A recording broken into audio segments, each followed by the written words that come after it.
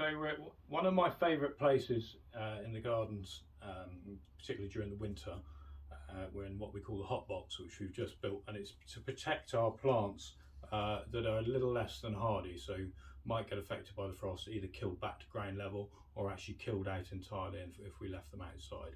So what we do in this room is basically get them through the winter. So we've got good light level coming in through here, and then we've got a little heater over in the corner, which we'll look at in a moment, which just keeps the frost off. It just kicks in when it gets down to about 3 degrees. So we can keep things like geraniums, which will very common, and most people will have one of these in their garden, but they probably treat them like annuals. But you can get them through the winter in a hot box like this, and you could do it in light sunny windowsill in your house as well.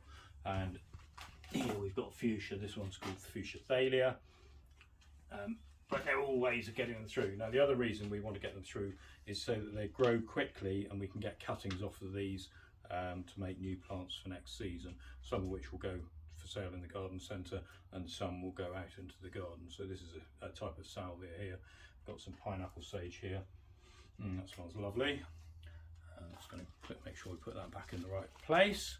And so you can see here we've also got cuttings going. So here are some anthinus cuttings which we've got going, and then you can just see the new white root just coming through there. So these were taken a couple of months ago in October, and now they're rooting away. And then we'll split them up. There's about 9 or 10 in the pot there. We'll divide them up and then pop them up into their own pots in about 3 or 4 weeks time as we get into springtime. So these are cuttings of salvias, and there's a full grown one at the other end of the room here, but I'm not quite sure, they haven't rooted yet. Can't see any white root coming out of the pot here. So they're taken with 3 sets of buds, so you can see the buds come out on opposite sides of the stem. We strip all the foliage off, because if there's too much foliage on them, when we take the cuttings and you get warm weather, it tends to desiccate the cutting, so the water evaporates from the leaf surface and then the stem dies because it loses water. So we take them off, and then that keeps the cutting alive whilst it's rooting. I'm not going to pull one of these out because you shouldn't really, the temptation is to think, oh, that's a good roots on. You pull it out and you actually just break the proto roots that are forming there. Best indication is that there's new growth coming, and you can see the new growth starting to come here. And in about 4 weeks time, we'll take these out and pop them up into their own individual pots, and then they can grow away. So these are echeverias, and what kills a lot of plants is not necessarily the cold in the winter, it's actually the wet. And these are normally growing in very dry climates, so they're called xerophytes, and they quite happy in very low rainfall areas. So their leaves are actually designed to catch moisture and bring it back in, and these are quite thick chunky leaves and they're full of moisture.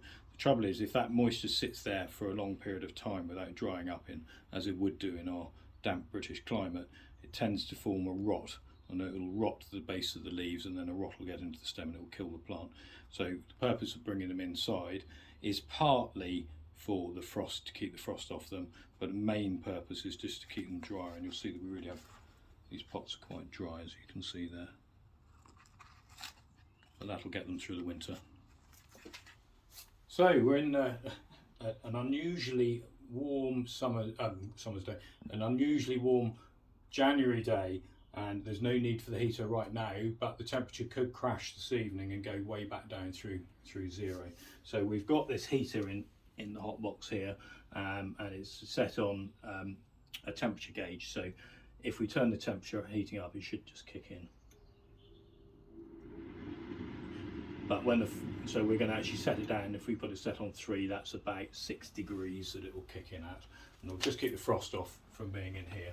And then we monitor the temperature that it gets to. Currently in here is 22 degrees, and if we look at press the out one, so outside it's 12.8, and 20 degrees, so there's a good 10 degrees temperature difference between inside and out.